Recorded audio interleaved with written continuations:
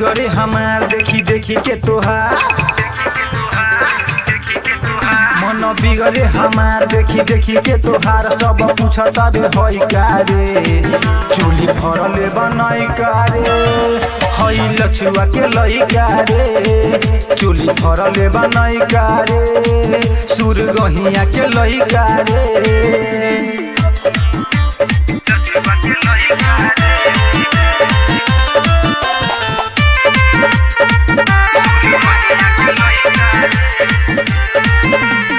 दिघी भटौलिया रोजे बोलावे, लछुआ के लइका गोदी में खेलावे।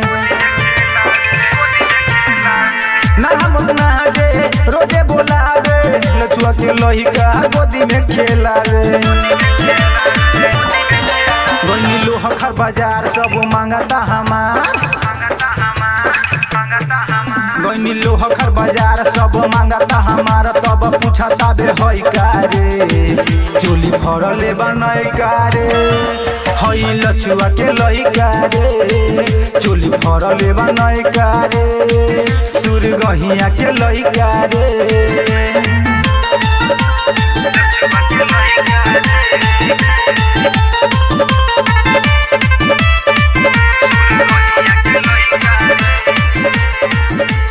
दिलदार आया हसिक उदय बोलावे, रमेश पांडे हमरा भीरी नहीं आवे।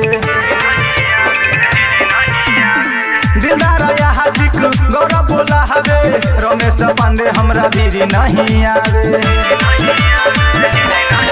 मन बिगड़े हमार देखी देखी के तोहार, मन बिगड़े हमार देखी देखी के तोहार। सब पूछता बे हई का रे, चोली फरले बनई का रे, हई लछुआ के लइका रे, चोली फरले बनई का रे, सीतामढ़ी के लइका रे। अन्नू रिकॉर्डिंग स्टूडियो भूतही चौक सीतामढ़ी।